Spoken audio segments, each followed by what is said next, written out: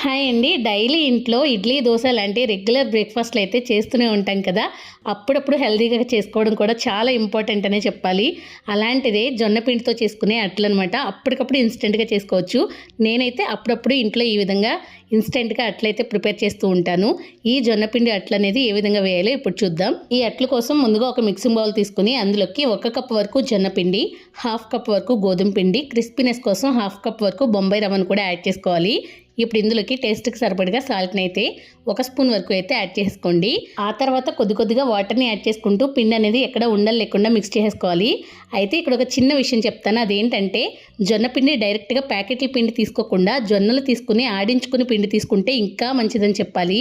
మనం కలుపుకునే పిండి కన్సిస్టెన్సీ అనేది కాస్త లూజ్‌గానే ఉండాలి. ఇప్పుడు ఇందులోకి ఒక 3/4 స్పూన్ వరకు జీలకర్ర, అలాగే 1 స్పూన్ వరకు బాగా చిన్న ముక్కలుగా కట్ చేసి పెట్టుకున్న అల్లం, అలాగే కొద్దిగా కరివేపాకుని చిన్న ముక్కలుగా కట్ చేసుకుని వేసుకోండి.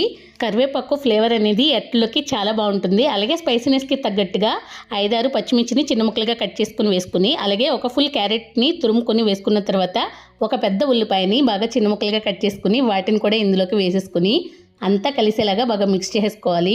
అంతా కలిపిన తర్వాత పిండి కన్సిస్టెన్సీ అనేది కాస్త థిక్ అవుతుంది కాబట్టి మరి కొద్దిగా వాటర్ని అయితే యాడ్ చేసుకుని చూస్తున్నారు కదా, పిండి అనేది ఈ మాత్రం పలుచుగా ఉండేలాగా అయితే కలుపుకోవాలి. అప్పుడే అట్లు అనేది కాస్త క్రిస్పీగా వస్తాయి. ఇప్పుడు అట్లు వేసుకోవడం కోసం స్టవ్ ఆన్ చేసి దోశ ప్యాన్ పెట్టుకుని దానిపైన ఒక హాఫ్ స్పూన్ వరకు ఆయిల్ అయితే వేసుకోండి. మరీ ఎక్కువగా వేయాల్సిన అవసరం కూడా ఏం లేదు.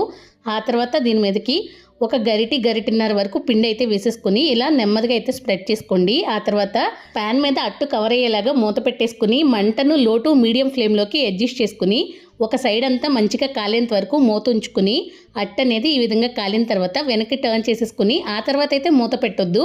ఒకవేళ మూత పెట్టామంటే అట్టు అనేది కాస్త మెత్తగా అయిపోతుంది.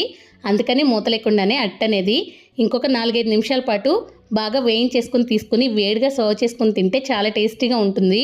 ఈ జొన్నపిండి అట్లకైతే చట్నీతో కూడా పని ఉండదు. ఒకవేళ మీరు కావాలనుకుంటే ఏదైనా కొద్దిగా ఆవకాయతో కానీ అల్లం పచ్చడితో కానీ సర్వ్ చేసుకోండి. చాలా టేస్టీగా ఉంటుంది. ఎప్పుడు రొటీన్గా కాకుండా ఇలా హెల్తీగా అప్పుడప్పుడు ట్రై చేసి చూడండి.